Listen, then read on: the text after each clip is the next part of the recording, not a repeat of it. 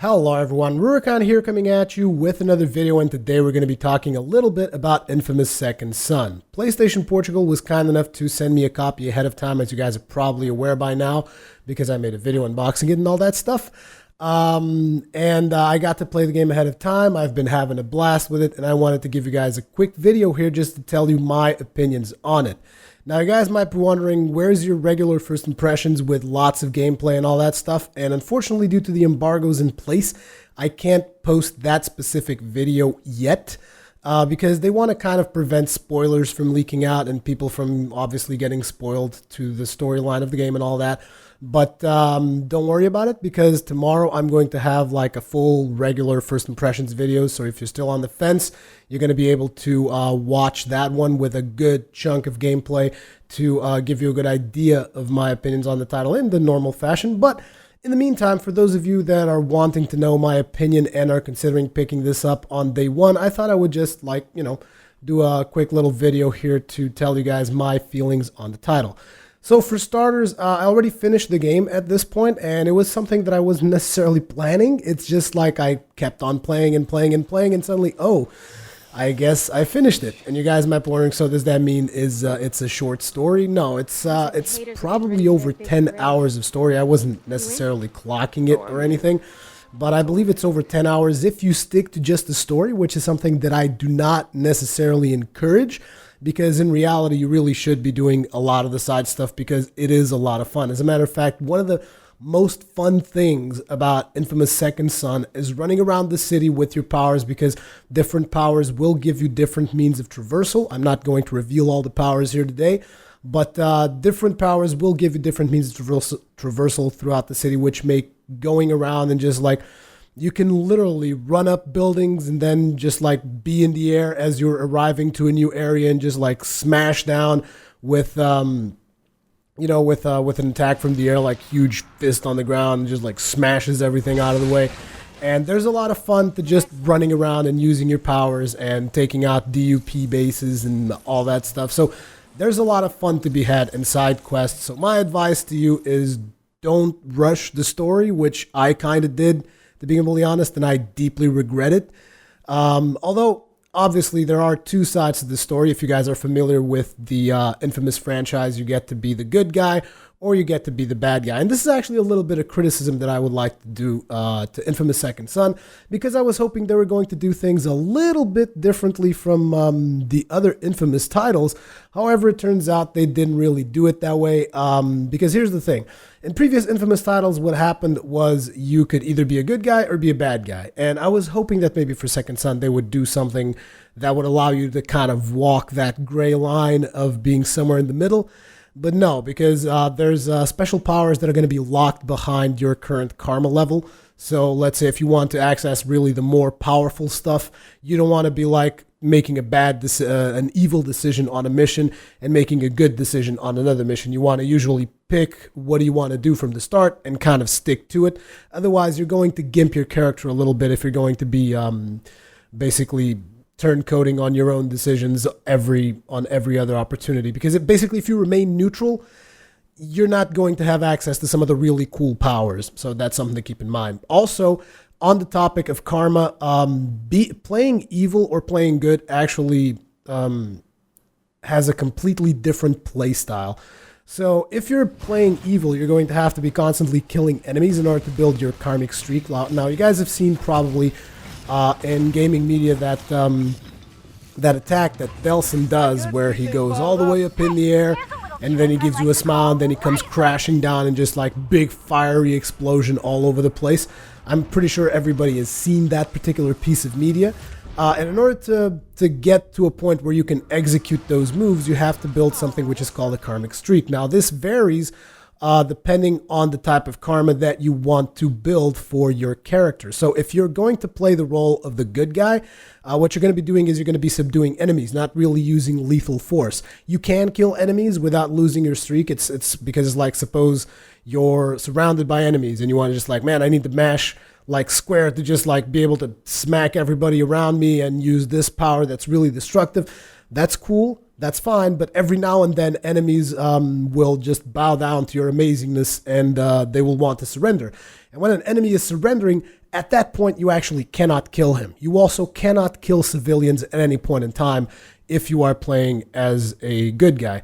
I mean, you can, but what happens is basically you lose your karmic streak. And if you lose your karmic streak, you're going to miss out on the opportunity to do the big, go up in the air and then explode everything on the floor as you come crashing down ability. Because again, those are generated by karmic streaks. Each power has its own version of the karmic streak. I believe that there is one power in specific that doesn't have a karmic streak, but the other powers do. And they all have like different versions of them. They all have a different karmic streak so that you can experience and play around with it. And they're pretty cool to see because when you do build up your combos to the point where you get to do a karmic streak, I personally find those really, really satisfying. Now, in terms of the storyline itself, I thought the story was pretty good. It was nothing like particularly mind-blowing or anything. And I know that there's going to be a lot of reviewers out there that say, "Oh, I saw the plot like 1,000 miles away," or whatever. But it's whatever. If there's anything that could be improved a little bit in the storyline is I think the writing could maybe use a couple of touch-ups, but this is me really just nitpicking at this point.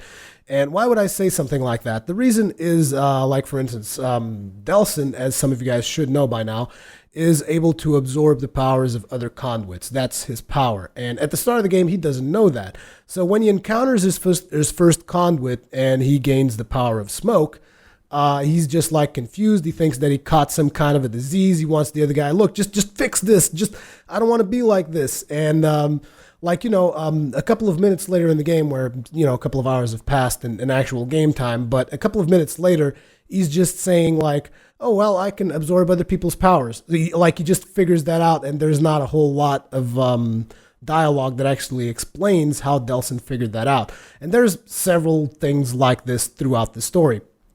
So that's kind of where I feel that maybe the writing could have used a little bit of an improvement. But again, like I said, it's really nitpicking because there's also something that I appreciate, which is the directness of the story. It's very direct. It's not like beating around the bush. It's like, look, we need to do this, and this is the way we're going to be doing it. And something that I like also is the character itself. I like the character of Delsin because he just doesn't care. He's like, well, when I say he just doesn't care, what I mean is that he's not like a lot of other heroes, or like Cole McGrath, even for those of you who are familiar with the inFamous series, who kind of saw the powers almost like a curse.